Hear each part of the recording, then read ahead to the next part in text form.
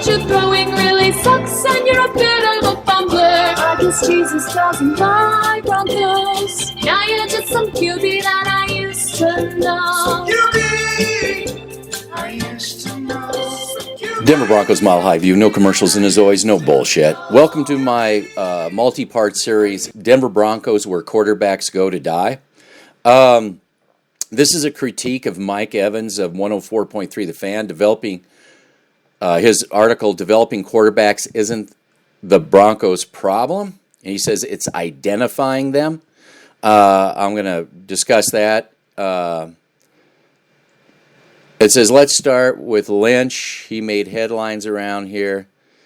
Well, he wants to start with Lynch, and that's not a good place to start. What I'm going to do is I'm going to start with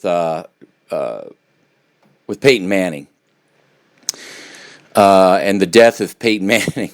But it's really not so much about Peyton Manning per se. What I'm going to discuss is it's the problem with Denver Bronco and the quarterback situation has to do with the organization first and foremost. 104.3 The Fan refuses to put any blame on the Bronco organization for their quarterback woes, but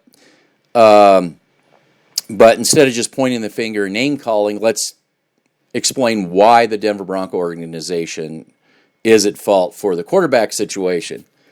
Identifying the right quarterback is actually a correct assessment, but the way Mike Evans does this assessment, it's like putting the cart in front of the horse. You got to go back to when Peyton Manning was in Denver. I don't know how many of you know, but when Gary Kubiak was brought in, Peyton Manning and Kubiak really got into it because Gary Kubiak wanted Peyton Manning to run a play-action type system. And fortunately for Peyton Manning, because most quarterbacks don't get the chance or even the option to protest, successfully anyway, was adamant against that. You had Peyton Manning saying, look, I'm a pocket quarterback. I'm not going to change now. This is what I do. If you want me to succeed, you need to do what I've been doing all along.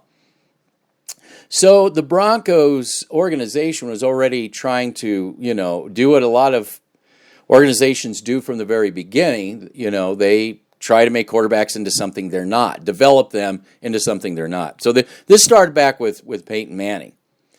Now, the other problem was you had Mike McCoy. Mike McCoy and Peyton Manning had developed a good offensive scheme together. Problem is that when, by the time Peyton Manning had left and Trevor Siemian came in, you still had Mike McCoy trying to run the Peyton Manning system. And according to Chad Kelly, who was talking about the playbook and the way it was set up.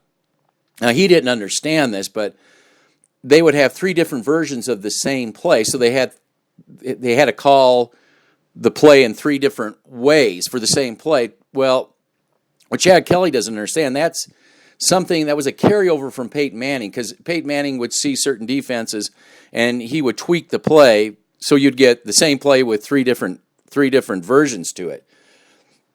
It was asinine of Mike McCoy, who ended up losing his job in San Diego, to expect Trevor Siemian to do the same thing. It should have been Mike McCoy should have. And by the way, the Broncos were still in the pocket quarterback.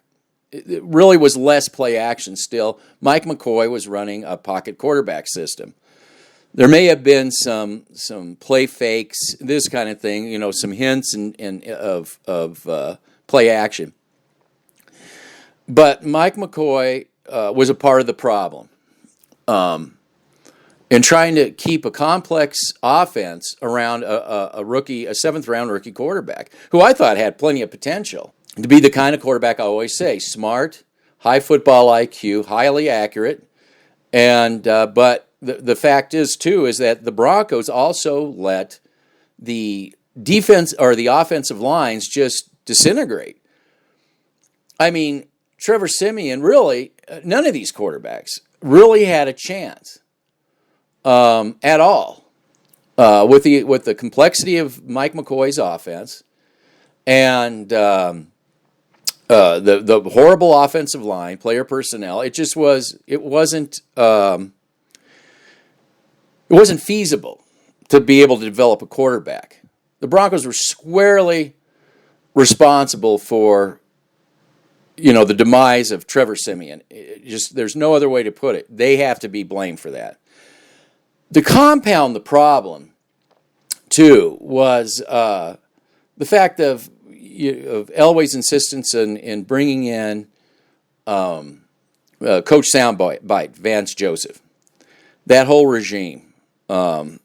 It wasn't a good coaching staff, horrible scouting, and it's just, it was a discombobulated coaching staff. And I've brought this up time and time again. You cannot start talking about quarterback development until you have a marquee coaching staff with a marquee scouting department. You can't do it. You're never going to have you can bring in all these great quarterbacks from college, but if you're dysfunctional as an organization, they're not going to be able to help you out. And you can't keep blaming quarterbacks. It starts at the organizational level. You have to have a marquee organization with a marquee coaching staff. There's just no other way to do it. And then you can find the right quarterback to develop in your system. So that really was the Broncos' problem. Now, one thing that Drew Lock is, and both, by the way, Paxton Lynch going to Seattle, Mr. Deer in the headlights. One thing that both Lock now and Paxton Lynch enjoys that Trevor Siemian, Case Keenum, Brock, all of them didn't get to enjoy. More so because in Seattle's case, Seattle is well established. What they're doing, their player personnel, scouting, everything. Russell Wilson doesn't have to worry about another coach coming in with a whole new scheme and wondering if he even fits into it. Russell Wilson was picked to run exactly the scheme that they had planned.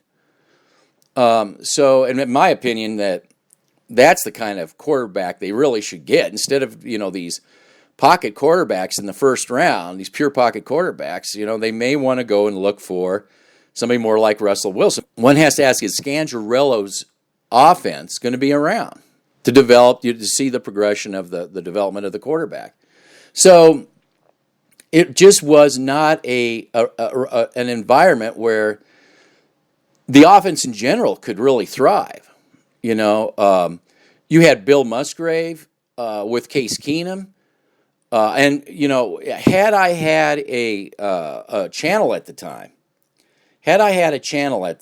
I would have told you when they decided to get Case Keenum that Keenum was dead before he even got to Denver. That's how come I came up with this, where quarterbacks come to die. I said he was gone before he even got here because he had Bill Musgrave taking over Mike McCoy.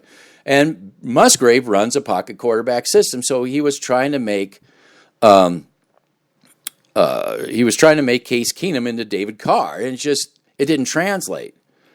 So it just wasn't. Then about 3/4 of the season, okay, we'll start implementing more of a play action, but that's Case Keenum's strength. So I knew that before Keenum even got here, he was dead in the water. So.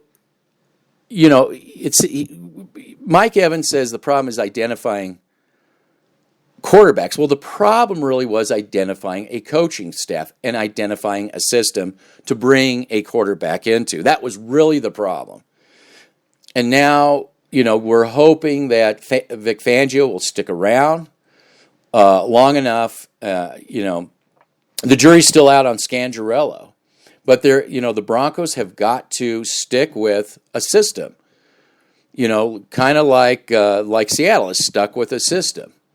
They've had it and they work and develop it. They're not bouncing around. Well, let's try pocket. Let's try. They have pretty much an identity. The Seattle Seahawks know what they're running.